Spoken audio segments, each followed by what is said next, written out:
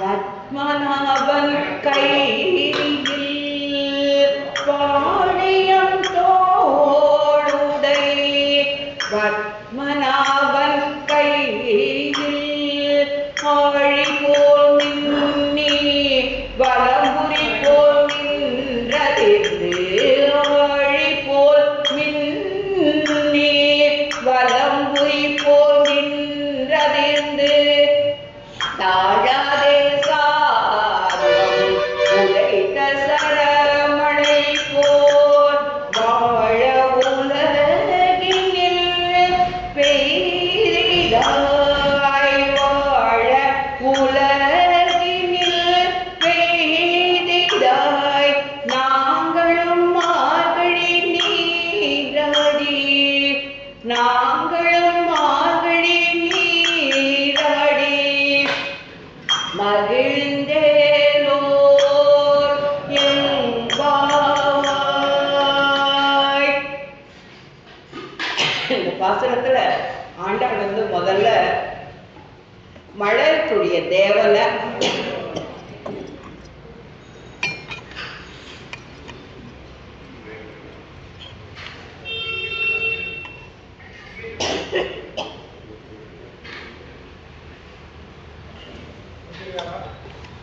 மழைக்குரிய தேவனை இந்த மண்டலத்துக்கெல்லாம் வர்ஷிக்கக்கூடிய அந்த தலைவனை தியானிக்கிறான். அப்படி அவ தானிச்சு அவ என்ன சொல்றான் அப்படின்னாக்க, வஞ்சனை செய்யாத மழைங்கிறது வந்து இன்னாருக்குதான் பெய்யணும் இன்னாருக்கு பெய்யக்கூடாது அப்படிங்கிற வஞ்சனை இல்லை இல்லையா, அந்த மாதிரி நீயும் பண்ணணும் அப்படின்னு சொல்றான். எதுக்கு? எல்லாரும் மார்கழியில நீராட்டம் அடைஞ்சு அதாவது கண்ணனோட ஐக்கியமாகி மகிழறதுக்கோசரம் அப்படின்னு சொல்றான். அந்த மழை எப்படி பொழியும் கேட்டாங்க, அந்த கடல்ல போய் முகர்ந்து ஆர்த்து ஏறி அந்த சூரிய வெளிச்சத்தினால அந்த வெப்பத்தினால கடல்ல இருக்கிற நீர் பூராத்தையும் மேகம் எடுத்துட்டு போய் தான் வெள்ளையா இருக்கிற அந்த மேகம் கருப்பா மாறிக்கிறது. கருப்பமாகி மழை பொழியுது. அந்த மழை பொழியறதுக்கு முன்னால மின்னல் மின்னும், இடி இடிக்கும். அததான் சொல்ற, ஆழி போல் மின்னி வலம்புரி போல் நின்று அதிர்ந்து தாழாதே சார்ந்தம் உதைத்த சரமழை போல். அந்த மழை வர்ஷிக்கிறச்சையும் பார்த்தோம்னாக்க சரசரமா சரசரமா மேலேருந்து கொட்டது இல்லையா, அது வந்து அம்பு காகஸ்தன் ராமன் அந்த இலங்கையை அழிக்கிறதுக்கு அவன் விட்ட அம்பு அப்படியே சரமாரியா போயிட்டே இருந்துதான். அந்த மாதிரிதான் இந்த மழையும் சரமாரியா வர்ஷிக்கணும் அப்படின்னு சொல்லிட்டு சாதாரண ஒரு அர்த்தமா இதை எடுத்து கொடுக்குறான். இதுக்கு வந்து நிறைய பொருள்கள் இருக்கு. இப்போ வந்து மேக தேவதையை ஆண்டாள் நாச்சியார் கூப்பிடுறான். மேக தேவதையை கூட்டு நீ இது போல பண்ணுன்னு சொல்றான். நம்ம கண்ணனுக்கே வாழ ஆட்பட்டவா. அப்படி இருக்கிறச்சே பல சுதந்திரம் கிடையாது இவா, பரதந்திரங்கள் இவா. அந்த கண்ணனுக்கே ஆட்பட்டதுக்கு அப்புறம் வேற தேவதை கிட்ட வேற ஒரு பயணம் வேண்டி வேற தேவதை கிட்ட போகக்கூடாதுன்னு போன வாசகத்துல சொன்னான். எல்லாருக்கும் எடுத்து கொடுத்தா. அப்படிப்பட்டவ இன்னைக்கு போய் மழதேவனை போய் கூப்பிடுவாளா அப்படின்னு சொன்னாக்க, நம்ம வந்து கண்ணன் கிட்டேயே நம்ம ஆட்பட்டு போயிட்டோம்னா பகவான் ஒருத்தந்தான் நாராயணனாய அப்படின்னு அவனுக்கே நம்ம ஆட்பட்டுட்டோம்னாக்க, அப்போ மீதி தேவதைகள்லாம் வந்து நீங்க பண்ற கைங்கரியத்துல எனக்கும் கொஞ்சம் பலன் கொடுங்கோ அப்படின்னு சொல்லி வந்து கேட்பாளாம். அந்த மாதிரி இந்த மேக தேவதை வந்து இவாகிட்டெல்லாம் கேட்கறது, எங்களுக்கும் ஒரு கைங்கரியம் வேணும், உங்களோட சேரணும், நாங்களும் கைங்கரியம் பண்ணணும் அப்படின்னு சொல்லி கேட்டப்போ அப்ப இவ சொல்றா, என்ன சொல்றா, மாதம் மும்மாறி பெய்து எங்கே சந்தோஷமா இருக்கணும்னு சொல்றா இல்லையா, அந்த மாதிரி நீங்க வந்து இந்த மாதிரி மழை பொழியுங்கோ, வீரனுக்கு கேளுங்கிற பல மழை பொழியுங்கோ அப்படின்னு சொல்றான். அந்த மழையும் எப்படி பொழியணும் அப்படின்னு சொன்னா, வெள்ளம்லாம் வராத எவ்வளவு மழை வேணுமோ அந்த அளவுக்கு நீங்க பொழியணும் அப்படின்னு சொல்றாங்க. பொதுவா பெண்களுக்கெல்லாம் மழையில வந்து ரொம்ப விருப்பம் இருக்கும். ஏன்னா தண்ணி இல்லைனாக்கா அவதான் அந்த கஷ்டத்தெல்லாம் அனுபவிக்கிறார் இல்லையா, அந்த தண்ணியினுடைய அருமை அவளுக்கு தான் தெரியறதுங்கிறதுனால அந்த மழைக்கு அவதான் பெரும்பாலும் நன்றி சொல்வாளாம்.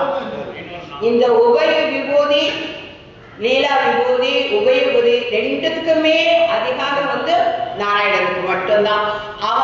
அவனுடைய நாம சங்கீர்த்தனத்தை இந்த லீலா விபூதியிலையும் இந்த விபூதியிலையும் யாரெல்லாம் சொல்றாலோ அவ எல்லாருக்கும் எல்லா தேவதைகளும் வந்து பயப்படுமா. உங்களோட சேர்ந்து நானும் அவனுக்கு கைங்கரியம் பண்றேன், உங்களோட சேர்ந்து நானும் அவளை கைங்கரியம் பண்றேன் அப்படின்னு சொல்லுவான். அந்த கிருஷ்ணனே அந்தணர்களுக்கெல்லாம் வந்து இது பண்ணுவான். கிருஷ்ணன் சொல்லியிருக்கான், யாரெல்லாம் சதாம்சம் ஆனாலும் அவளை நான் வணங்குறேன், யார் பூர்ணமான அந்தணர்களோ அவளை நான் வணங்குறேன்னு சொல்லி கண்ணனே வந்து தன்னுடைய திருவாக்கால சொல்லியிருக்கான். அதே மாதிரி கோபால ஜிர சப்தமே அப்படின்னு சொல்லி எம்பெருமானுடைய நாமத்தை யாரெல்லாம் சொல்றங்களோ, யாரெல்லாம் அவனுடைய நாம சங்கீர்த்தனத்தை பண்றங்களோ அவளுக்கு எல்லாருக்கும் காவலில் புலனை வைத்து கலிதனை கடக்க பாய்ந்து அப்படின்னு சொல்றாளே, அந்த மாதிரி வள்ளலே உன் தமக்கு என்றும் நமன் தமர். அந்த யம தூதர்கள் அவள்லாம் யாரும் நம்ம கிட்ட வரக்கே அச்சப்படுவாளாம். அவ எல்லாரும் நம்ம வருவா, வந்தா நம்மளுக்கு கைங்கரியம் பண்ணதுக்கு அவ நம்ம பண்ற கைங்கரியத்துல அவ பங்கு கேட்பாளை தவிர அவ ஒரு நாளும் நம்மளுக்கு கஷ்டத்தை கொடுக்க மாட்டான். துருவன் வந்து யமனுடைய தலையில தன்னுடைய திருவடியை வச்சுட்டு தான் அவன் வந்து விஷ்ணுலோகத்துக்கு போறதுக்கு அந்த ரகத்திலேயே ஏறினான்னு சொல்லி பெருமாள் சாஸ்திரத்துல இருக்கு. பாகவதத்துல அதெல்லாம் விவரிச்சு சொல்றான். ஓங்கி உலகளந்த அந்த திருவக்கிரமம் அந்த எம்பெருமான மேகங்கள் எதிர்பார்க்காம கங்கையை கொடுத்துட்டான். கங்கைங்கிற நீர் இருக்கு, மழை பெய்யலன்னா கூட வற்றாத ஜீவ நதி கங்கை. ஆனாலும் இந்த இடத்துல நோம்புக்கு இந்த ஆயர்களுக்கெல்லாம் வந்து நோம்புக்கு அவளுடைய கண்ணனுடைய அந்த பக்திக்கு தானும் வந்து ஒரு கைங்கரியம் பண்ணணுங்கிறதுக்கோசரம் தான் அந்த மழை வருது. மழைக்காக வந்தோம் நோம்ப செய்கின்றார்.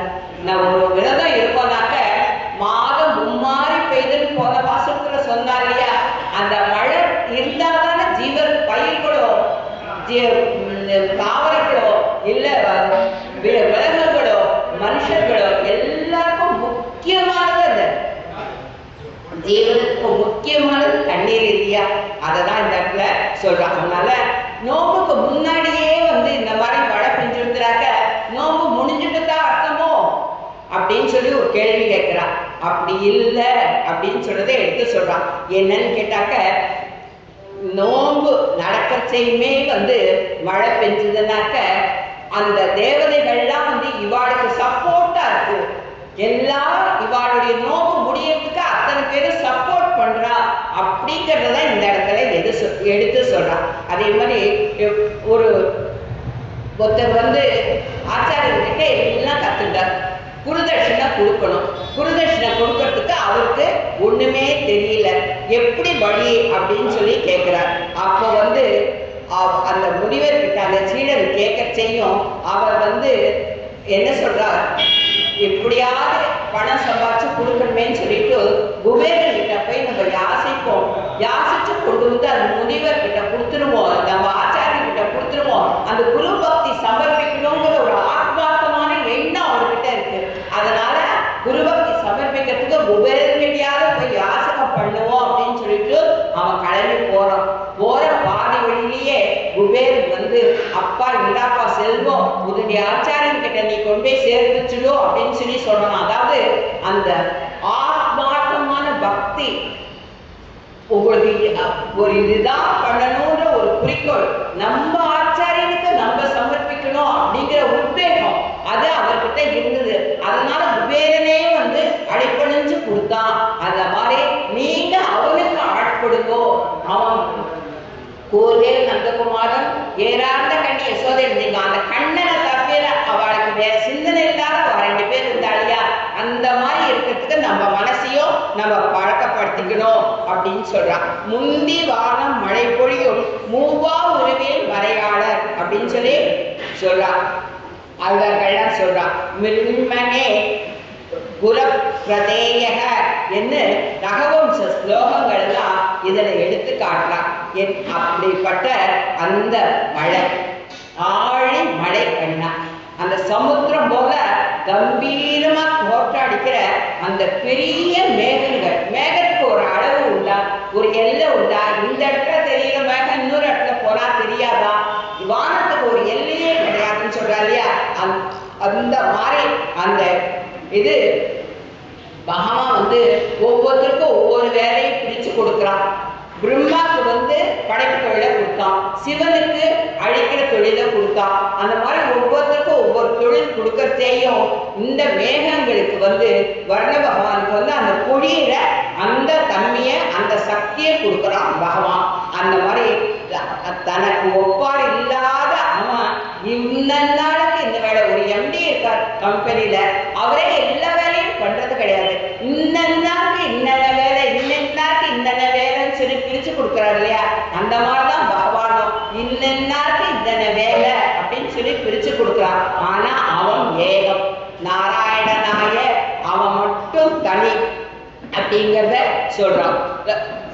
தபாம் யகம் வருஷம், இந்த இடத்துல தான் பொழியணும், இவாளுக்கு தான் பொழியணும், இவாளுக்கு நிறைய தண்ணி கொடுக்கணும். இந்த ஊர்ல இவாளுக்கு தண்ணி இருக்கு, தண்ணி இல்லை, அதனால இவாளுக்கு நிறைய தண்ணி கொடுக்கணும். அந்த ஊர்ல வெள்ளம் வந்துடும், அதனால கொஞ்சமா கொடுக்கணும். தான் மேகத்துக்கெல்லாம் தெரியாது.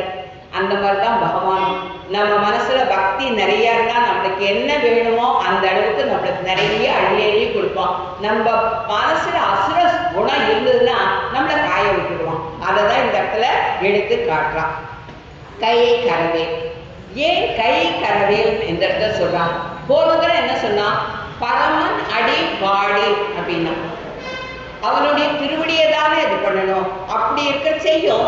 ஏன் இந்த இடத்துல கை கரவேல் அப்படின்னு சொல்லி சொல்றான்னாக்க, ராஜ சித்தானே அசேஷானே கிருஷ்ண ரதஸ்வானம் வரம் அப்படின்னு சொல்றோம். நம்ம ஒரு காரியம் பண்ணிட்டோம்னாக்க அதுல இருக்கிற அந்த தப்பெல்லாம் மன்னிச்சுக்கோ அப்படின்னு சொல்லி அந்த கிருஷ்ணன் கிட்ட கேட்கிறோம். சர்வம் கிருஷ்ணார்ப்பணமஸ்துன்னு அந்த கண்ணன் கிட்ட கேட்கிறோம். அதை நினைச்சு இந்த இடத்துல நம்ம இது பண்ணிக்கணும். நம்ம பண்ற எந்த காரியத்திலையும் கண்டிப்பா ஒரு சின்ன தப்பாது வந்துடும். அப்போ கை கரவேல், அவன் கை விட்டுறக்கூடாது. நம்மள பகவான் அந்த அவங்கிட்ட சமர்ப்பணம் பண்ணிட்டு கிருஷ்ணார்ப்பணமஸ்து நீ சொன்னோம்னாக்க நம்ம பண்ற அந்த தப்பு எல்லாத்தையும் நன்னா மன்னிச்சு ஏத்துக்கலாம். அப்போ ஆடியும் உப்பு, ஒரு குட்டையிலேயோ ஏரியிலையோ இருக்கிற தண்ணியெல்லாம் நல்லா இருக்கு, கடல்ல இருக்கிற தண்ணி உப்பு கரிக்கிறது, அதை யூஸ் பண்ண முடியாத அளவுக்கு இருக்கு. ஆனா அந்த கடல்ல இருக்கிற நீரை தான் மேகம்லாம் எடுத்துன்னு போகுது. அந்த மேகத்திலேருந்து வர நீர் ஒரு 3 நீர் ரொம்ப வசதின்னு சொல்லுவா பெரியவாழா. அந்த மழை தண்ணி ரொம்ப வசதி, ஆத்து நீர் ரொம்ப வசதி, கிணத்து தண்ணி ரொம்ப வசதி. இதுக்கெல்லாம் ஈடே கிடையாதுன்னு சொல்லி பெரியவாழா சொல்லுவா. அந்த மாதிரி அந்த கடல்லேருந்து தான் அதை எடுத்துட்டு போறது, உபயோகத்துக்கு இல்லாத அந்த இது. அப்படியும் அந்த தண்ணியை பார்த்தோம்னாக்க ரொம்ப வசதியா திருப்பி வருது. அப்படிதான் நம்ம மனசு உப்பு கரிச்சு போய் ஒண்ணுக்கும் உபயோகம் இல்லாத, எதுக்குமே உபயோகம் இல்லாத உப்பு தண்ணியா நம்ம மனசு இருக்கு.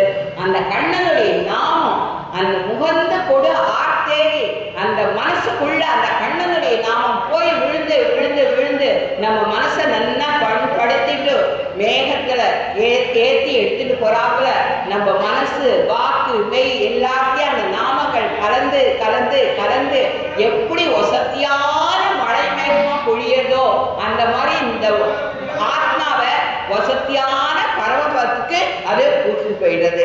மேலாப்பு விரித்தாற்போ ஆண்டாள் நாச்சியார் திருமொழியை எடுத்து சொல்றாப்புல அவன் ஊழி முதல்வன்.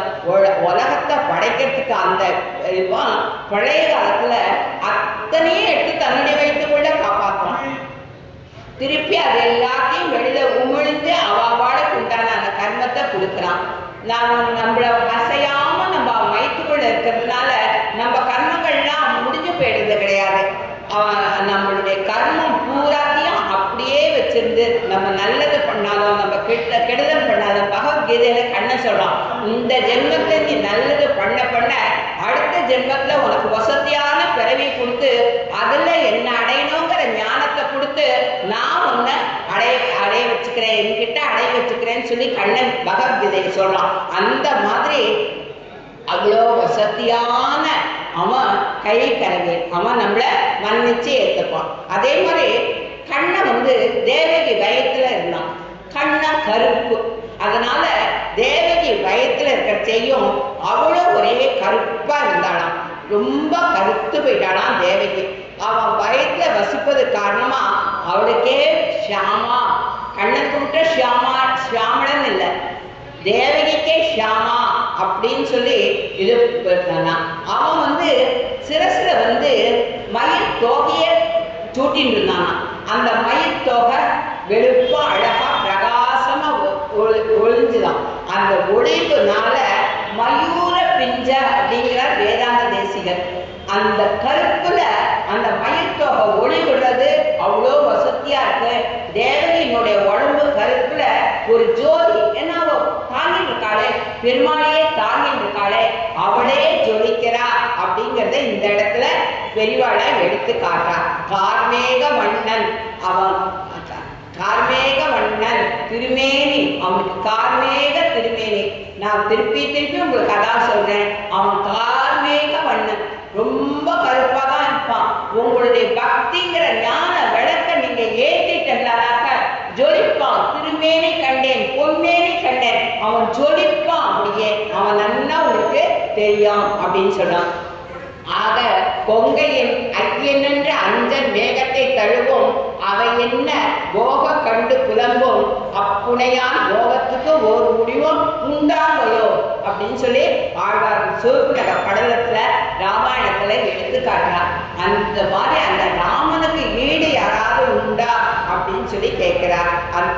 இதை ஆக பகவான் நினைக்கும் வகையில அவனை உபசரிச்சவனா, அவனை நினைச்சவனா, அவனுக்கு ஒரு கோலம் போட்டவனா, அவனுக்கு ஒரு விளக்கேற்றினவனா, அவனுக்கு ஒரு புஷ்பம் சமர்ப்பிச்சவனாக்க அவன் அவ்வளோ தூரத்துக்கு நம்மளுக்கு எல்லாத்தையும் எடுத்து கொடுக்குறான். கொஞ்சம் கொஞ்சம் கொஞ்சமா தான் அவன் ஆட்படுவான். இன்னைக்கு நீங்க கண்ணான ஆள்னு ஆத்மாத்மா கூப்பிட்டுட்டே நானே நினைச்சிட்டு இருக்கேன், எனக்கு நாளைக்கு உடனே பரமபதம் கிடைச்சதுன்னு கொடுக்கூடாது. அதுக்குதான் சரணம் அடைந்தார்க்கெல்லாம் மரணமானால் வைகுந்தம் கொடுக்கும் பிறான்னு சொல்லி நம்மாழ்வார் சொல்றார். நம்மளுடைய விதி முடியணும், நம்மளுடைய காலம் முடியணும், அது முடியிற வரைக்கும் நீங்க காத்து நிற்கணும். அது வரைக்கும் அவனை ஒரு நொடி கூட அவனை மறக்கக்கூடாது. அந்த மாதிரி இருந்தவனாக்க அவன்கிட்ட சரணாகதி பண்ணிட்டோம்னாக்க சரணம் அடைந்தார்க்கெல்லாம் மரணமானால் வைகுந்தம் கொடுக்கும் காகஸ்தன் அவன். அதை தான் இந்த இடத்துல சொல்றான். அந்த மாதிரி மெய் கருத்து இருக்கிற அவன்கிட்ட ரொம்ப நம்ம பகுமானமா இருக்கணும், பக்தியோட இருக்கணும் அப்படின்னு சொல்றான். அதே மாதிரி பகுமான வியோர்கானே ஸ்ரோச்ச தீட்சணம் பவ்ய நீலோத்பல துவான் நிச்சந்திதாக சராகா இப்படிலாம் சொல்றாளே, இதெல்லாம் எப்படி அவனுக்கு பொருந்தும் அப்படின்னு சொல்லி ஒரு கேள்வி வருது. அதுக்கு என்ன சொல்றான்னா, ஸ்ரீரங்கத்துல அத்தியன உற்சவம் நடக்கிறது. கடைசி தளத்துல பெருமாளுக்கு மோகினி அவதாரம் பண்றார். ஒரு நாள் என்ன பண்றார், பெருமாள் மோகினி அவதாரத்தோட இருக்கிற செய்யும் பராசரன் பட்டர்கிட்ட கேட்கிறார், என்ன சுவாமி எப்பவும் நீங்க தாயார் தானே வஸ்தின்னு சொல்லுவாங்க, தோ நான் தாயாரா இருக்கேன், இப்போ உங்களுக்கு திருப்தி தானே, இப்போ நானும் வஸ்தி தானே அப்படின்னு சொல்லி கேட்கிறாரா. அதுக்கு பராசரர் சொல்றாரா, சுவாமி நீங்க வேஷம் நன்னா போட்டுருக்கீங்க, தாயார மாதிரி நன்னா நான் ஏத்துக்கிறேன்.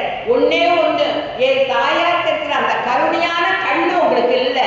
உங்களுக்கு நாங்க பண்ற குத்தத்தெல்லாம் பார்க்கிற அந்த கண்ணு இருக்கு, ஆனா என் தாயாருக்கு அந்த கண்ணு இல்லையே சுவாமி, அவளுடைய அந்த கருணை கண்ணு உங்களுக்கு வராதே அப்படின்னு சொல்லி சொன்னாராம் பராசரப்பட்ட. அந்த மாதிரி அவனுடைய தாயாருடைய அந்த கடாட்சம் நம்மளுக்கு கிடைச்சிட்டுனா அவ கண் பார்வையில காட்டுவாளாம், இதோ நம்ம குழந்தை வந்துட்டான்ப்பா, இவன் இவன் அந்த தப்பு பண்ணிட்டானே, இந்த கிடையவே கிடையாது. அவன் எவ்வளவு தப்பு பண்ணாலும் சரி நம்மளன்னு அண்டி வந்துட்டான், அப்பா அம்மான்னு ஏத்துக்கோன்னு சொல்லி வந்துட்டான். இனிமே அவன் குத்தம் குறைகளை யாரும்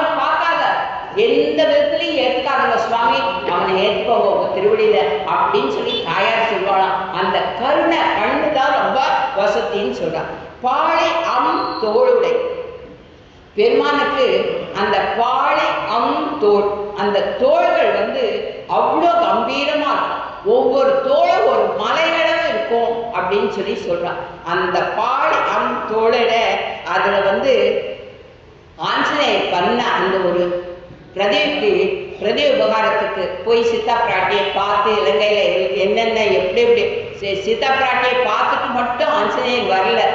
என்ன பண்ணார்? அந்த இலங்கையில ராவணனுடைய பலம் எவ்வளவு, ராவணனை எப்படி அழிக்க முடியும், என்ன பண்ணா ராவணனை அழிக்க முடியுங்கிற அத்தனையும் தெரிஞ்சுட்டு வந்தார் இல்லையோ. அதுக்கு அந்த ராமர் என்ன பண்ணார்? ஆஞ்சநேயர் ஆலிங்கனம் பண்ணிட்டார். அந்த தோள் வரைக்கும் அவனை சேர்த்து ஆலிங்கனம் பண்ணிட்டார். அதுதான் கிடைக்காதது. பாகோச்சாயா உபதாய, உன்னுடைய உபகாரத்துக்கு நான் என்னையே உனக்கு கொடுக்குறேன்னு ராமன் அந்த மாதிரி பண்ணாரே, அதுதான் பாழியம் தோள். அந்த கம்பீரமான தோளையே அவனை அணைச்சுண்ட அப்படிங்கிறது தான் அந்த கண்டார் தோளே கண்டார். அந்த ராமனுடைய கைகளால அடைக்கப்பட்டார் ஆஞ்சநேயர். மிதிலையில மாடத்துல நிற்கிறான் சீதாதேவி, கீழே இவர் இருக்கார், ராமர் நடந்து வந்துட்டு இருக்கார்.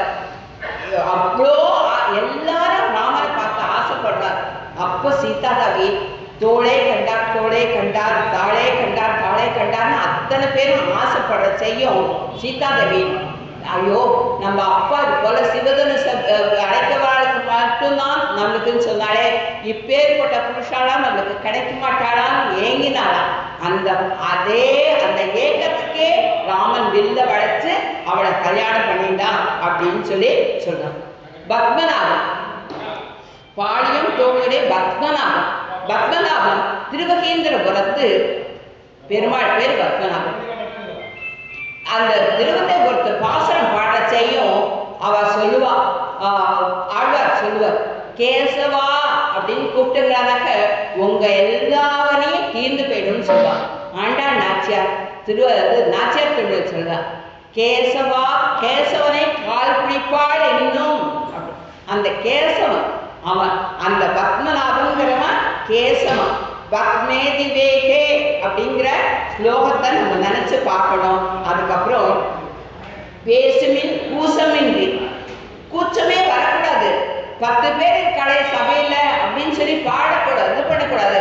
ரோட்ல 4 பேர் நாம சங்கீர்த்தனம் பண்ணிட்டு போறாளா, அவளோட சேர்ந்துட்டு நம்மளும் ஆடணும், அவளோட சேர்ந்து நம்மளும் பாட்டு பாடணும், அவளோட சேர்ந்து போராட்டம் அடிக்கணும். அவள என்ன பண்றாளோ அந்த அளவுக்கு நம்மளும் பண்ணணும். அந்த கூச்சம் இருக்கக்கூடாது. பகவானுடைய நாமங்களை சொல்றதுக்கோ இதுக்கோ கூச்சமே நம்ம கிட்ட இருக்கக்கூடாது. ஆழி போல மின்னி அம்பரீஷன் கதை ஏற்கனவே நம்ம பார்த்தோம். அந்த அம்பரீஷனுக்கு அவன் எதுவுமே பண்ணல, அபச்சாரப்பட்டுட்டேனே சுவாமின்னு தான் நின்றுட்டு இருந்தான். ஆனா துர்வாசனை துரத்தி அடிச்சு திருப்பி அம்பரீஷன் காலில் விழ வச்சது அந்த ஆழி. அந்த ஆழி அசுரங்கள் எல்லாத்தையும் அழிக்கக்கூடாது, மின்னக்கூடியது. ஆழ்வார்களா சொல்றார், ஒரு ஆயுதத்துக்கு நெய்யெல்லாம் தடவி கூறாக்கி இதெல்லாம் பண்ணணுங்கிற விதி. ஆனா அந்த ஆழிக்கு மட்டும் பகவான் கிட்ட இருக்கிற அந்த சக்கரத்துக்கு மட்டும் என்னன்னு கேட்டா, அந்த நெய்ய தேவையே இல்லாத அளவுக்கு அவ்வளோ தூரத்துக்கு கூர்மையா அது இருக்குன்றதுதான் அந்த சொல்றான்.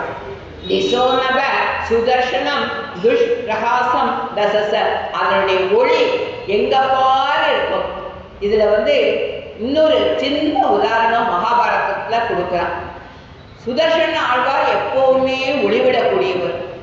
அப்பேற்பட்டவரை பகவான் என்ன பண்றான், ஜெயத்ரதன் இன்னைக்கு சாயங்காலத்துக்குள்ள ஜெயத்ரதனை அழிக்கலன்னா நான் தீக்குளிச்சுருவேன்னு அர்ஜுனன் சவாதம் பண்ணிட்டான். அந்த பஞ்ச பாண்டவரோசரம் என்ன வேணாலும் பண்ணுவேன்னு கண்ணை சபதம் எடுத்துட்டான். சாயங்காலம் மணி 5 ஆயிடுத்து, போர் முடிகிற வேலை கிட்டத்தட்ட வந்துட்டே இருக்கு. அப்ப திடீர்னு கண்ணை என்ன பண்றான், தன்னுடைய சுதர்சன ஆழ்வார மேல அனுப்புறான். அந்த ஒளி விடுற அந்த ஆழ்வார் சூரியனை மறைச்சு எங்க பாரு இருட்டு தெரியும்படியா பண்றான். ஒளியே தனக்கு தாரகம்னு வச்சுருக்கிற அந்த சுதர்சன ஆழ்வார் அந்த நிமிஷம் போய் இருட்டாக்கிடும். அந்த பூமியை இருட்டாக்கின உடனே போர் முடிஞ்சு போயிடும். போயிடுத்து, அர்ஜுனன் தீக்குளிக்க போறான், அவனை பார்க்கணுன்றதுக்கோசரம் அத்தனை பேரும் வெளியில வரா. அதில் ஜெயத்ரதனும் வெளியில வரான். வெளியில வந்த உடனே இந்த சுதர்ஷன ஆழ்வாரை திருப்பி கூட்டுக்கிறார் கிருஷ்ணர். வந்த உடனே சூரியனுடைய ஒளி தெரியுது. இன்னும் டைம் இருக்கு, இன்னும் முடியல அந்திகாலம், அதனால போர் தொடரலாம் கண்ணன் சொல்றான். ஜெயத்ரதனை எப்படி கொல்லணும்னு சொல்லி அர்ஜுனனுக்கு சொல்லி கொடுத்து அறிவிக்கிறான். அந்த மாதிரி அந்த ஒளி விழவு கூடிய அந்த சுதர்ஷன ஆழ்வார் கண்ணனுடைய கட்டளைக்கோசரம் தன்னை இருட்டாக்கிண்டான் அப்படின்னு சொல்றான். நாழிகை கூறிட்டு பக்க மேகம் கண்டார். அந்த நாழிகை கூறிட்டு இந்த டைம் முடிஞ்சு போச்சு அப்படின்னு சொல்லி எல்லாரும் முடிஞ்சு போயிடுச்சுன்னு சொல்லி ஓடி வரான். அந்த இதை மாற்றி அழிக்கிறாங்கிறத இது பண்றான். அதுக்கப்புறம் வலம்புரி போர். வலம்புரி எப்பவுமே பெருமானுடைய இடது கையில் இருக்கிறது வலம்புரி சங்கு. அந்த சங்கை சங்க நாதம் எழுப்பினப்போ, அந்த பாஞ்சஜன்ய நாதம் எழுப்பினப்போ பாரத போர்ல அத்தனை பேர் அடிவைத்தையும் கலக்கித்து அப்படிங்கிறது ஒண்ணு. ரெண்டாவது கற்பூரம் நாமமோ கமலப்பூ நாருமே அப்படின்னு சொல்லிட்டு வலம்புரி சங்க பார்த்தே 11 பாசுரம் ஆண்டாள் நாச்சியார் பாடியிருக்கான். அந்த பகவானுடைய வாய் அமுதத்தை உண்ணக்கூடிய ஒரே பாக்கியம் அந்த வலம்புரி சங்குக்கு தான். ஏன்னா வச்சு ஊதல் செய்யும் அவனுடைய அமுதத்தை அந்த வலம்புரி சங்கு ஏத்துக்கிறதுன்னு சொல்லி சொல்லுவான். அந்த வலம்புரி சங்கு தான் கிருஷ்ணாவதாரத்துல புல்லாங்குழலா வந்துதான். பகவானுடைய வாய்க்கும் கைக்கும் போகக்கூடிய ஒரே ஒரு பிராப்தம் அந்த வலம்புரி சங்குக்கு மட்டும்தான். அதுதான் அவன் ஊதர குழல்ல அந்த அமுதத்தை அனுபவிக்கக்கூடியது அந்த வலம்புரி சங்கு மட்டும்தான். விஷ்ணோர் முகேந்தரைய பூரிதஸ்யக அப்படிங்கிற ஸ்லோகம் என்ன சொல்றா? அந்த பாஞ்சஜன்ய விழுமா கடல்ல பிறந்து கருதாயேன்னு அவ அந்த கற்பூரம் நார்ம பாசுரத்துல ஆண்டாள் நாச்சியார் சொல்றாளே, அந்த மாதிரி அவனுடைய வாய் அமுதம் எப்படி இருக்கும்? நாங்க இத்தனை பேர் இருக்கோமே, எங்க யாருக்குமே தெரியாத அந்த வாய் அமுதத்தை நீதானே சுவைக்கிற அப்படின்னு சொல்லி நாச்சியார் இது பண்றான். நதி மாத்திருகம், தேவம் மாத்திருகம் அப்படின்னு ரெண்டு இருக்கு. என்னன்னா இரண்டாவது மழை பெஞ்சாதான் பயிர் வளரும். முதல்ல இருக்கிறது நதி மாத்திரகம், வற்றாத நதி, ஜீவ நதி. அந்த தண்ணியை எடுத்தே பயிர் எல்லாத்தையும் நன்னா இது பண்ணிடலாம். அந்த மாதிரி ராமன் தன்னுடைய பெரிய வெள்ள எடுத்து சரங்களை வர்ஷித்து இலங்கையை எப்படி அழிக்கிறானோ அந்த மாதிரி அர்ஜுனன் தன்னுடைய காண்டீபத்தை எடுத்தானாக்க அதுல எப்படி சரங்களை வர்ஷிக்கிறானோ அந்த மாதிரி இந்த மழைங்கிறது நிற்காத பெய்யணும். கொஞ்ச நாளையாவது நிற்காத மழை பெய்யணும். அதுக்கு ரொம்ப பெஞ்சு வெள்ளத்தையும் உண்டாக்கக்கூடாது, கொஞ்சமா கூறிட்டும் போயிடக்கூடாதுங்கிறது தான் இந்த இடத்துல எடுத்து கொடுக்குறான். இப்போ ராவணன் ராவணனுடைய பானங்களால ராவணன் அப்படியே திகச்சு போய் நிற்கிறான். ராவணனுக்கு ஒரு சொல், ஒரு வில், ஒரு அம்பு, அவ்வளவுதான். அவனுக்கு ఒక மாட, ఒక தார, ఒక బాణ, ஒரே ஒரு தாரம் தான் அவனுக்கு, ஒரு சொல் தான் அவனுக்கு, ஒரு வில் தான் அவனுக்கு.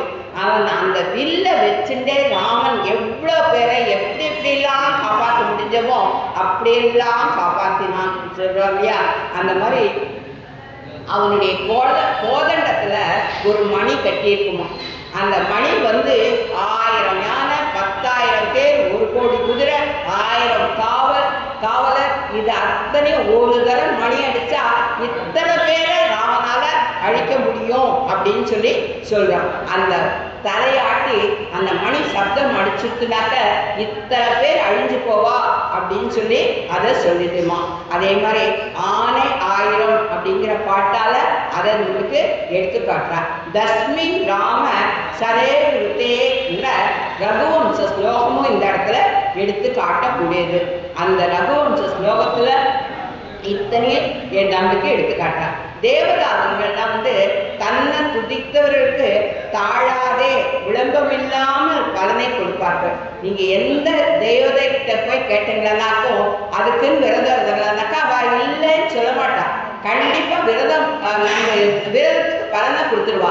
ஆனா அதெல்லாம் இந்த உலகத்துல அழிஞ்சு போகக்கூடிய ஒரு விரதமா தான் இருக்கும், ஒரு பலனா தான் இருக்கும். ஆனா அது நம்மள பரமபதத்துக்கு கூட்டின்னு போகாது. அதனால அவ நம்ம கிட்ட கைங்கரியம் கேட்கிற அளவுக்கு நம்ம அந்த அளவுக்கு வசதியா இருக்கணும் அப்படின்னு சொல்லி சொல்றான். லக்ஷ்மி பரதுகு ஆசஸ்ய அத்யா நிர்காதரகா அப்படின்னு சொல்லி 3 ஸ்லோகங்களையும் உதாரணமா நம்மளுக்கு காட்டா. இந்த ஸ்லோகங்கள்லாம் ஆதிசங்கர பகவத்பாதா இது எல்லாத்தையும் நம்மளுக்கு எடுத்து கொடுத்துருக்கா. அந்த மாதிரி அந்த கிராமத்துல இருக்கிறவாளுக்கும் மழை வேணும், நகரத்துல இருக்கிறவாளுக்கும் மழை வேணும், எல்லாருக்குமே சார்ந்த மழை பொழிவது போல நீ பொழியணும் அப்படின்னு சொல்லி சொல்றான். மகிழ்ந்து அந்த கோவர்த்தன பூஜையில இந்திரன் அப்படியே மழையை கொட்டி தீக்கிறான். கல் மாதிரி காத்த அந்த கல்லால மழை பொழிய வைக்கிறான். அந்த ஆயர்களெல்லாம் எப்படியாவது கஷ்டப்படுத்தணுன்ற ஒரே ஒரு எண்ணம் தான் அவனுக்கு இருக்கு. அந்த எண்ணத்துல இந்திர கோபம், பசி கோபம், அந்த பசி வந்தா 10ம் பறந்து போயிடும் சொல்றா இல்லையா. வருஷா வருஷம் ஆயர்கள்லாம் அந்த இந்திரனுக்கு படையல் படைப்பான், எல்லாத்தையும் பண்ணி இந்திரனுக்கு கொண்டு போய் கொடுப்பான். அப்படி போட செய்யும் ஒரு தடவை கிருஷ்ணர் என்ன பண்றார், நம்மளை காப்பாத்துறது இந்த கோவர்த்தனகிரி தானே, இந்த கோவர்த்தனகிரிக்கு நீங்க படையல் கொடுங்கோ அப்படின்னு சொல்லி சொல்றான். சொன்ன உடனே சரின்னு அத்தனை பேர் ஒருத்தர் கண்ணன் ஏதாவது சொல்லிட்டா அதுதான் வேத வாக்கு, சரின்னு சொல்லி எல்லாரும் ஒத்துண்டு விடுறான். அந்த கோவர்த்தனகிரிக்கு எல்லாத்தையும் பண்ணி கொண்டு போய் சமர்ப்பிக்கிறார். அந்த சமர்ப்பிக்கிற செய்யும் கண்ணன் எல்லாரையும் கண்ணை மூடிக்க சொல்லிட்டு அத்தனையும் தானே ஸ்வாகான்னு சாப்பிட்டு விடுவான். அத்தனையும் அவன் சாப்பிட்டு முடிச்சதுக்கு அப்புறம் இப்போ இந்திரனுக்கு பசி கோவம் வந்துட்டு, பசி கோவம் வந்துட்டோன்னே இங்க கண்ணன் தான் வந்திருக்கான், பரமாத்மா தான் இங்க பிறந்திருக்கான் அப்படிங்கிறது அவனுக்கு தெரியும். அந்த கோபம், பசி கோபத்துல இவனை போய் நம்ம ஜெயிக்க முடியுமான்றது அவனுக்கு தெரியல. அந்த நிமிஷம் அவனுக்கு அது தெரியல. தெரியாத என்ன பண்ணிடுறான், இவ ஆயர்கள்ல இவ கண்ணன் சொன்னான் அதை அவன் கருத்திலேயே எடுத்துக்கல. அந்த ஆயர்களை எப்படியாவது கஷ்டப்படுத்தணும், அவளை எப்படியாவது துன்புறுத்தணுங்கிற ஒரு காரணத்துக்கோசரம் அவன் என்ன பண்ணிடலாம், கல் மாதிரி பொழிய வைக்கிறான். அந்த வர்ண பகவானெல்லாம் கூட்டு அப்படி கல் மாதிரி பொழிய செய்யும். அந்த 7 நாட்கள் 12 வயசு சிறுவன் அந்த கண்ணன், 7 வயசு சிறுவன் கண்ணன் 7 நாட்கள் தன்னுடைய கையில அப்படியே அந்த கோவர்த்தனகிரிய பெரியாழ்வார் எல்லா ஆழ்வார்களும் கோவர்த்தனகிரியை அப்படியே தூக்கி தாங்கினான்னு சொல்லி சொல்லுவா. பெரியாழ்வார் மட்டும் தன்னுடைய 5 விரல்களை மலர வச்சு அதை தலைகீழ பிடிச்சு தாங்கினான் அப்படின்னு சொல்றான். ஏன்னாக்க அந்த தலைகீழ பிடிக்க செய்யும் அந்த மரம்லாம் கீழே சரியுமா, அந்த மரம் சரியதுல அந்த இருக்கிற இலை தடையெல்லாம் பசுமாடு சாப்பிடுமா, அந்த நீரை அதுல இருந்து மழை தண்ணியில மலையில பட்டு நீர் வர்றதுனால அது ஆயர்கள்லாம் சாப்பிட்டுப்பாடாம். அதுக்கோசரம் தலைகீழா பிடிச்சான்னு சொல்லி பெரியாழ்வார் நம்மளுக்கு அதை எடுத்து கொடுக்குறான். அந்த மாதிரி அந்த இந்திர கோபம் அதுக்கு இந்த 7 நாள் கழிச்சு அவனே கோவிந்த பட்டாபிஷேகம் பண்றான். அவனுக்கு தெரிஞ்சு அப்பதான் அவனுக்கு புத்தி வருது.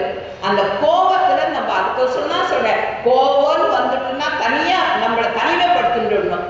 கோபம்னு வந்துட்டா யார் எதிர்க்கையும் நிற்கக்கூடாது. ஏன்னா வார்த்தைகள் வரும், ஏதாவது சொல்லுவோம், அதனால நம்மளுக்கு கஷ்டம்தான் வரும். அந்த கோபம் வந்துட்டுன்னு நம்மளை தனிமைப்படுத்திட்டு கொஞ்ச நேரம் ராமநாமம் சொல்லிட்டு இருந்தோம்னாக்க பரவாயில்ல. எல்லை இளைஞரைய பாசுரம் வரப்போகுது, அதுல சொல்லுவா தாயார், வைஷ்ணவ ரட்சணம் என்னன்னு கேட்டாக்க, நான் தப்பே பண்ணல, ஆனா ஒருத்தர் என்ன நான் தப்பு பண்ணிட்டேன்னு சொல்லி என்னை திட்டாருன்னா, அடியே தெரியாம பண்ணிட்டேன் க்ஷமிக்கணும்னு சொல்லி அவகிட்ட சொல்றதுதான் வைஷ்ணவ லட்சணம். நான் என்ன தப்பு பண்ணேன், நீ என்ன தப்பா புரிஞ்சுட்டு இருக்கேன்னு அவகிட்ட வாக்குவாதம் பண்ணக்கூடாதுங்கிறது தான் வைஷ்ணவ லட்சணம். பின்னாடி தாயார் அதையும் நம்மளுக்கு எடுத்து காட்ட போறான். அந்த மாதிரி நம்ம அந்த இந்திரன் அந்த கோபத்தினால எவ்வளோ அவச்சாரப்பட்டானோ அத்தனைக்கு பிரதி உபகாரமா அந்த கோவிந்த பட்டாபிஷேகம் அவன் பண்ணினானோ அந்த மாதிரி நம்மளும் நம்ம கோபத்தெல்லாம் மூட்டை கட்டி வச்சுட்டு பகவன் நாமத்தை சொன்னாதான் நம்மளுக்கு முக்திங்கிறது அதை சாஸ்வதமா நம்ம மனசுல அதை நினைச்சுட்டு அவங்கிட்ட நம்ம சரணாகதி பண்ணிக்கிறது மட்டும்தான் நம்ம பண்ண வேண்டிய வேலை. அந்த சரணாகதிக்கு நம்ம முதல்ல ஆச்சாரியனை தேடி போகணுங்கிறது முதன்மையானது. போன தடவை நம்ம பார்த்தோம், போன வாசகத்துல பார்த்தோம், ஆச்சாரியனுடைய பெருமையெல்லாம் பார்த்தோம். அந்த ஆச்சாரியனுடைய அனுகிரகத்தோட நம்ம எல்லாம் பண்ணணும். இப்போ முதல் பாற்ற நல்ல கறக்கிற சுரபிகள் போல சுவாமி தேசிகன் என்ன சொல்றார்? ஆச்சாரியனுக்கு உள்ளான வள்ளல் பசு பெரும்பசுக்கள், ஒரு ஆச்சாரியனை போன்றது பசுக்கள். நம்மாழ்வார் கொடுத்த அந்த 4 இதுவும் 4 வேதம், தமிழ் வேதம் அப்படின்றத நன்னா எடுத்து காட்டுறார். இதுல அவ்வளோ தூரத்துக்கு எடுத்து காட்டியிருக்கிறது. இன்னொரு சின்ன பாசுரத்திலையும் தேசிகர் எடுத்து கொடுக்குறார். அதிகார சங்கரத்துல என்ன எடுத்து கொடுக்குறார் தேசிகர்னா,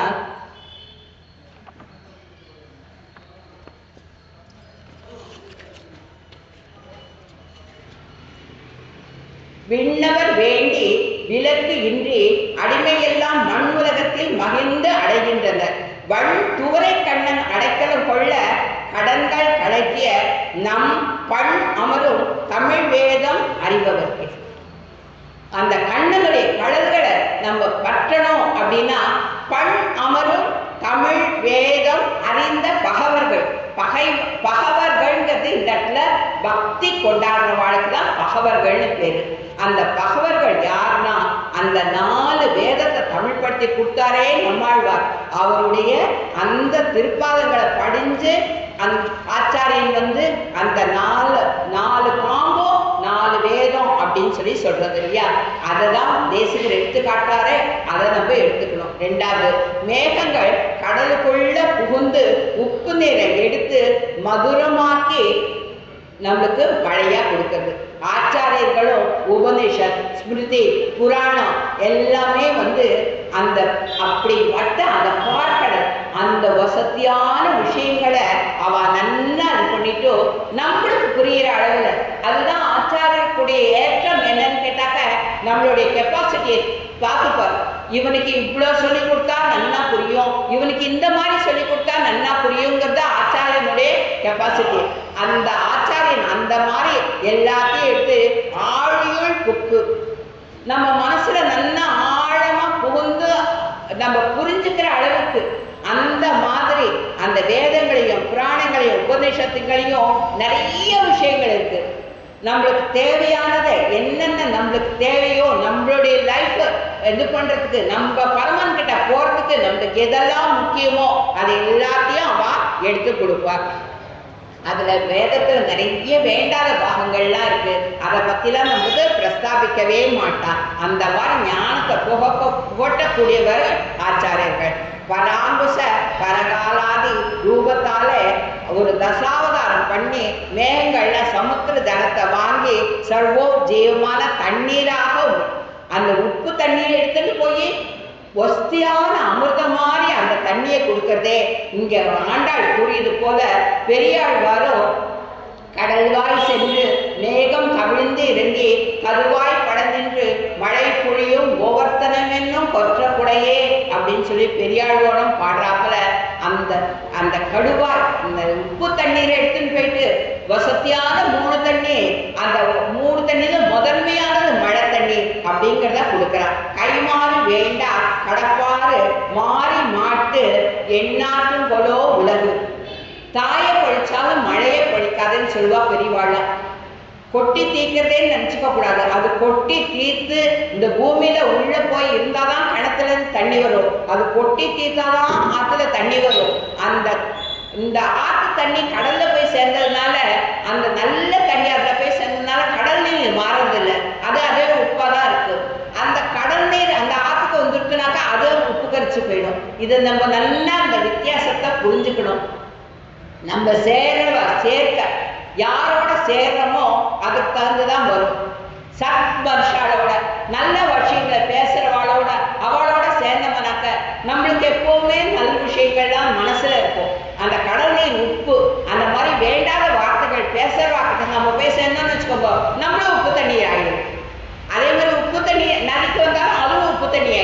வேண்டாத விஷயங்களை என்றைக்குமே அவாய்ட் பண்ணுறதுக்கு நம்ம முயற்சி பண்ணணும். அந்த மாதிரி மேகங்கள் வர்ஷிக்காவிட்டால் பல தீங்குகள் வரும். அதை நல்லா நம்ம தெரிஞ்சுக்கணும். அந்த மேகங்கள் கண்டிப்பாக வர்ஷிக்கணும். ஆச்சாரியன் கண்டிப்பாக உபதேசம் பண்ணுவார். ஆச்சாரியன் கிட்ட போய் நம்ம கற்றுக்கணுங்கிற இன்டென்ஷன் நம்மளுக்கு வரணும். ஆச்சாரியன் கிட்ட போயிட்டா நம்மளுக்கு இதெல்லாம் சொல்லிக் கொடுப்பார், நம்மளை நல்வழிப்படுத்துவார்ன்றது தெரியணும். அந்த மாதிரி மேகங்கள் நான் இவ்வளோ மழை பெய்கிறேனே, உங்களுக்குலாம் இவ்வளோ தண்ணி கொடுக்குறேனே, எனக்கு பிரதிபகாரம் என்ன பண்ண போறோமோன்னு கேட்காது.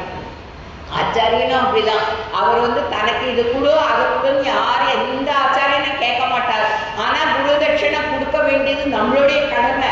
அதை தான் இந்த இடத்துல எடுத்து சொல்றார். அந்த மாதிரி மழைகள்ல அங்கங்க போய் மழை பெய்யுது. இப்போ இந்த இடத்துல மழை பெய்யுதுனாக்க இதே செங்கல்பட்டுக்கு போனால் மழை இல்லாத இருக்கலாம். அந்தந்த இடத்துல மழை பொழியுது. அந்த மாதிரி இல்லாத அந்த மாதிரியே ஆச்சாரியன் ஒரு கிராமத்தில் இருந்தாலும் சரி, நகரத்தில் இருந்தாலும் சரி, எங்கே இருந்தாலும் சரி, அங்கங்கே இருக்கிற சிஷ்ய கூடியற கூட்டு இந்த ஆச்சாரியன் அவ்வளோ தானா சொல்லி தராராமே, இந்த ஆச்சாரியன் கிட்ட போய் கற்றுக்கணுமாமேன்ற ஒரு பிரபலத்தை ஏற்படுத்தி அவள் எல்லாரும் நம்மளுக்கு நல்லா எடுத்து கொடுக்குறான். அதே மாதிரி மேகத்தில் நீர் இருக்கு. ஆச்சாரியர்களிடத்திலும் எம்பெருமானுடைய அனுபவம் அவள் ஒவ்வொருத்தையும் அர்த்தத்தோடு அனுபவிப்பான். ஒரு வேத சாஸ்திரமாகட்டும் இல்லை ஒரு பாசனங்களாகட்டும் அர்த்தத்தோடு அனுபவிப்பான். நீங்க அர்த்தம் தெரிஞ்சிட்டோம்னாக்கா பகவான நீங்க நல்லா அனுபவிக்கலாம். அந்த மாதிரி அவ அனுபவிக்கிறார். அனுபவிச்சது மட்டும் இல்லை, நம்மளுக்கு அதையும் எடுத்து கொடுக்குறா. அதே மாதிரி எல்லாரும் நன்மை அடையணுங்கிறது தான் ஒரு ஆச்சாரியனுடைய ஒரே ஒரு எண்ணம். அந்த மாதிரி தாழாதே தாமதமின்றி பெய்கின்றன. இந்த காலத்துல மழை காலம் தான் பெய்யறதே, அந்த மாதிரி பெய்யுது. மேகங்கள் மின்றது. ஆச்சாரியர்களும் அறிவு பெற்றவர்கள் ஆனபடியால ஞானத்தால பிரகாசித்து இருக்கா. ஆச்சாரியங்கிறது ரொம்ப ரொம்ப வசதியான ஒரு ஸ்தானம். அந்த மாதிரி அவ எப்படி பலம்புரி போல கர்ஜிக்கிறான். ஆச்சாரியர்களுடைய அந்த கம்பீரமான அந்த குரல் தான் நம்மளுக்கு அவ்வளோ வசதியானது. இந்த இடத்துல ஆசா மதங்கஜ சிம்ம நாடக ஆச்சாரியனுடைய அந்த கம்பீரமான அந்த வார்த்தை தான் நம்மளை வழி நடத்தணும் வேதாந்த தேசிகர் எடுத்து கொடுக்குறார். அந்த மாதிரி மேகங்கள் வந்தால் சரவர்ஷமா பொழியுது, மேலிருந்து வரதே அந்த வேகமாக மழை பெயர்ச்சியும் நம்மளுக்கு அப்படியே சிலிர்த்து போடுது உடம்பு. அந்த மாதிரி ஆச்சாரியர்கள்லாம் வேண்டாத வாதங்கள் எல்லாம் கடிச்சிச்சு. இந்த ராமானுஜர் தான் ரொம்பவே நிறைய பண்ணியிருக்கார். அப்புறம் தேசிகரும் பண்ணியிருக்கார். அந்த குத்ருஷ்டிகள்னு சொல்லுவாள். அந்த வேதத்தெல்லாம் நிறைய பேர் அப்படியே அர்த்தத்தை மாற்றி மாற்றி மாற்றி பேசிட்டு இருந்தா. அவள் எல்லாரையும் வாதத்துல வென்று விசிஷ்டா பெய்ததை நிலநாட்டினவர் நம்ம ராமானுஜன். அதே வழியில ஸ்ரீரங்கத்துல அந்த வாதிகள் எல்லாத்தையும் வாதத்தில் வென்று நிலைநாட்டியவர் வேதாந்த தேசிகர். அவளுக்கெல்லாம் இருக்கிறது தயை. அவகிட்டெல்லாம் இருக்கிறது நம்மளுக்கு பகவான் கொடுத்துருக்கான் இந்த அறிவை. இந்த அறிவை நம்மளோட போயிடக்கூடாது, இன்னும் 4 பேருக்கு கற்றுக் கொடுக்கணும் அப்படிங்கிற ஒரு தயை அவகிட்டலாம் இருந்தது. அதை தான் அவளா ஆச்சாரியர்களா நிறைய பேரை அவளுக்கு சிஷ்ய கொடிகளா பட்டு கொடுத்தா. அந்த குரு வம்சத்துல நிறைய பேர் இருக்கா. அவளை இன்னைக்கு நம்ம சேவிச்சு அவகிட்ட போய் நம்ம இது பண்ணிக்கணும். விண் நின்று பொய்ப்பின் விரிநீர் வியன் உலகத்து உள் நின்று உடற்றும் பசி. மழை வேண்டிய காலத்துல பெய்யாம பொய்த்துனாக்க கடலால சூழப்பட்ட உலகத்துல உயிரினங்களை பசி துன்பம் எல்லாம் வாட்டும். நம்ம நிறைய பார்த்துருக்கோம். வெள்ளம் வந்தாலும் நம்ம எவ்வளவோ கஷ்டப்படுறோம். மழையே இல்லைன்னா பயிரே இல்லாத போயிடும். அந்த விலங்குகள் ஆடு மாடுகள்லாம் சாப்பாடு இல்லாத போகும், மனுஷாளுக்கெல்லாம் சாப்பாடு இல்லாத போகும். நம்மளுக்கு உண்ணும் சோறு தின்னும் பெற்றதை எல்லாம் கண்ணன். நமக்கு போஷகம் தாரகம் எல்லாமே அந்த கண்ணன் தான். அப்படிங்கிற மனசு நம்மளுக்கு வந்துடுத்துனாக்க அவன் மாதம் மும்மாறி பொழிய வைப்பான். நம்மளுக்கு மனசுல அது இருக்கணும். கண்ணன் தான் எல்லாத்தையும் பண்ண வைக்கிறான், கண்ணனாலதான் இதெல்லாம் நடக்கிறது அப்படிங்கிற ஒரு நம்பிக்கை நம்ம மனசுல வந்துடுத்துனாக்க நல்லார் ஒருவர் உளரே அவர் பொருட்டு பெய்யன பெய்யும் மழை அப்படின்னா வள்ளுவர். யாராவது ஒத்த 2 பேர் நம்ம வசதியான ஆச்சாரியர்கள் அந்த மாதிரிலாம் நினைக்கிறதுனால தான், அந்த மாதிரி நம்மளை வழி நடத்திட்டு போகிறதுனால தான் நம்மளுக்கு இன்னைக்கு மழை பெஞ்சிட்டு இருக்கு. அந்த மாதிரி மழையில நம்ம அனுபவிக்கிறது வந்து ஆழி மழை கண்ணா. ஏன் அந்த இடத்துல கண்ணான்னு கூப்பிடுறாங்க? ஆழி மழை தேவனத்தான் கூப்பிடுறான். அந்த இடத்துல ஏன் கண்ணனை கூப்பிடுறான் அப்படின்னு சொன்னாக்க அதுக்கு தான் இந்த அர்த்தத்தை எடுத்து கொடுக்குறா பெரியவாழ்லாம். கண்ணன் இல்லா தெய்வம் இல்லை, அவனதான் எல்லாத்துலேயும் எல்லா பொருளையும் நீ கண்ணனை தான் பார்க்கணும். அந்த மழை தேவனை நீ கூப்பிட்டாலும் உன் மனசுல அந்த கண்ணனை இது பண்ணிட்டு தான் நீ கூப்பிடணுங்கிறத தான் இந்த இடத்துல எடுத்து கொடுக்குறா. அந்த மாதிரி பகவான் வந்து பல அவதாரங்கள் செய்யறான். நல்லா எத்தனையோ அவதார சேஷ்டிதங்கள் சொல்றான். கண்ணனுடைய சேஷ்டிதங்கள்லாம் அனுபவிக்கணும்னு சொல்லி எல்லாரும் பெரியவாள்லாம் நம்மளுக்கு சொல்லி கொடுத்துருக்கா. ஆழ்வார்கள் பெரியவாள்லாம் சொல்லி கொடுத்துருக்கா. ஒரு சின்ன உதாரணத்தோட முடிச்சுக்கிறேன் அடியேன்.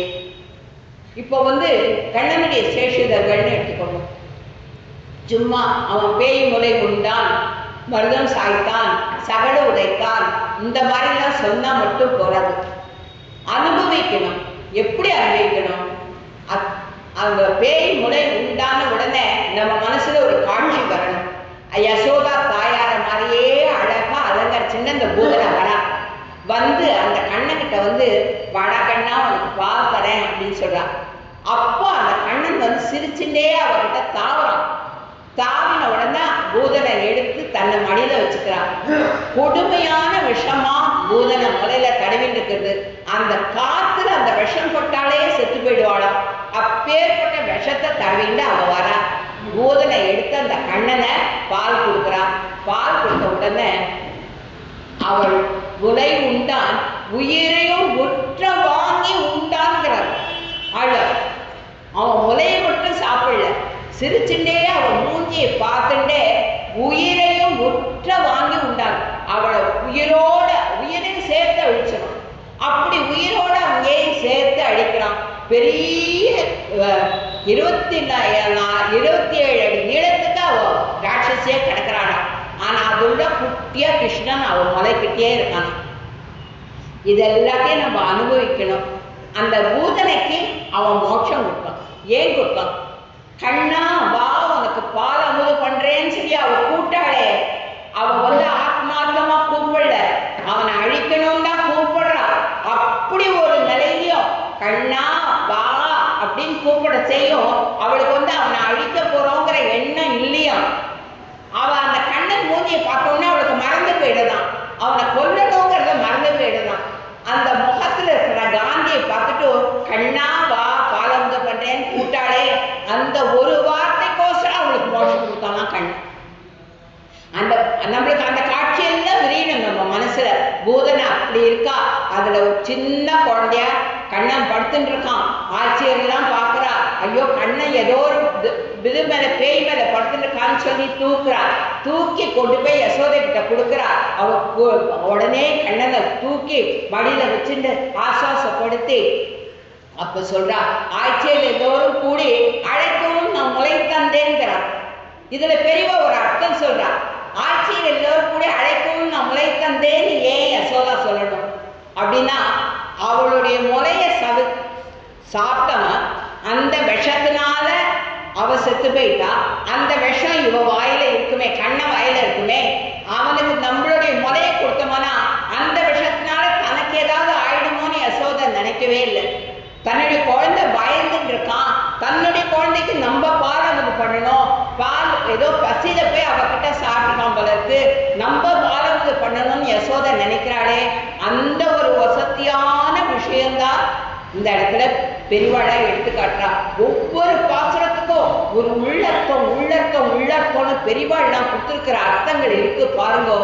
நிஜமா அதை அனுபவிக்கிறவாளுக்கு மட்டும்தான் அது அப்பேற்பட்ட வசதியான அர்த்தமா இருக்கும். அந்த மாதிரி ஒவ்வொன்றத்துலேயும் அந்த அந்த அவனுடைய சேஷ்டிதங்கள் எல்லாத்தையும் ஒவ்வொன்றுத்தையும் ஒரு வண்டி இருக்கு, வண்டி சக்கரத்துக்கு அடியில ஒரு பாயை விரிச்சிருக்கா, அதுல கண்ணனை படுக்க வைக்கிறா. சகடாசுரன் அங்கேருந்து வரான், தன்னுடைய சின்ன கலல அப்படி தட்டுறான். அந்த சகடாசுரன் அந்த இடத்துல அழிஞ்சு போய் விழறான். இந்த மாதிரி ஒவ்வொன்றுத்தையும் நம்ம மனக்கண்ணுல பார்த்து பார்த்து பார்த்து அந்த கண்ணனை உடல்ல கட்டிடுறான் யசோத. கட்டின உடனே அவன் இழுத்துட்டு போறான் கண்ணை. 2 மருத மரம் இவனை அழிக்கணுனே இருக்கு. அந்த மருத மரத்துக்கு இடையில போறான். இவன் தாண்டி போயிடுறான், கொஞ்சோண்டு கேப் இருக்கு, இவன் காலை வச்சு தாண்டி போயிடுறான். உரல் வரல, தன்னுடைய கயத்தை பிடிச்சி இழுக்கிறான், அந்த உரலுடைய கயத்தை பிடிச்சி இழுக்கிறான். 2 மருத மரமும் கீழே விழுது. இந்த மாதிரி ஒவ்வொன்றுத்திலையும் சின்ன சின்ன காட்சிகளை நம்ம மனசுல கொண்டு வந்து அனுபவிச்சோம்னாக்க அவன் நம்ம மனசை விட்டு நீங்காத இருப்பான். நீங்காத செல்வம் நிறைந்து அவன் நம்மள மனசை விட்டு நீங்காத இருக்கணும். மாதம் மும்மாறி மழை பெய்யணும். ஆடி மழை கண்ணா ஒன்று நீ கை கரவே, நீ எங்கெல்லாரையும் கை விட்டுடாத. ஏன்னு கேட்டா தாயாருடைய கருணையோட உன் மனசு அகலுகளே இறையுமென்று அளவேல் மங்கை உரையும் இறைமாறுவான்னு இருக்காளே, அவளுடைய கடாட்சத்தினால ஆச்சாரிய பக்தி எப்படியெல்லாம் இருக்கணும்னு ஆண்டாள் நாச்சியார் சொல்லி கொடுத்துருக்காளோ, அந்த ஆச்சாரிய பக்தியோட நான் உங்களை அனுபவிக்கிறேன்ப்பா, நீ என்னை காப்பாத்து அப்படிங்கிறத ஒவ்வொரு நாளும் நம்ம மனசுல ஒரு 5 நிமிஷம் ஒரு இடத்துல தனியா உட்காந்துக்கணும். ஒரு நாளைக்கு ஒரு சேஷிதங்களை அனுபவிங்களேன். எத்தனை கோடி சேஷிதங்கள் இருக்கு கண்ணந்து, ராமந்து எத்தனை கோடி சேஷிதங்கள் இருக்கு. அந்த நரசிம்மமூர்த்தி எடுத்துக்கோங்களேன், அதை விவரிக்கிறதுக்கு வார்த்தை இல்லாத அளவுக்கு இருக்கேன். ஆடி ஆடி அகம் கரைந்து இசை பாடி பாடி கண்ணீர் மல்கின்னு எவ்வளோ அனுபவிக்கலாம். அது எல்லாத்தையும் அந்த மாதிரி நம்ம அனுபவிச்சு அவனை நம்ம போற்ற சங்கத்துல நம்ம இருக்க நம்ம மனசுல ஆழ்ந்த பக்தி நம்மளுக்கு உண்டாயிடும். ஆத்மார்த்தமான அந்த பக்தி நம்மளுக்கு உண்டாயிடும் அப்படிங்கிறத பெரியவாளா எடுத்து சொல்லியிருக்கான். அடைய நேரமின்மையால கொஞ்சமா அது பண்ணியிருக்கேன். வேயப்புகள் வில்லிபுத்தூர் ஆடிப்பூரம் மேன்மேலும் மிக விளங்க விட்டு சித்தன் தூய திருமகளாய் வந்து அரங்கனார்க்கு துழாய் மாலை சூடி கொடுத்த மாதே, நேயமுடன் திருப்பாவை பாட்டு ஆராய்ந்தோம் நீ உரைத்த தையொரு திங்கள் பாமாலே ஆயப்புகள் 143 அன்புடனே அடியேனுக்கு அருள் செய் நீயே. ஆண்டாள் திருவடிகளே சரணம், கண்ணன் கடலே சரணம், சர்வம் கிருஷ்ணார்ப்பணம் அஸ்து. அடியே நிறைய குற்றம் குறைகள் இருக்கலாம், எல்லாத்தையும் சமைச்சு அடியேனை ஆதரிக்க பிரார்த்திக்கிறேன். அடியே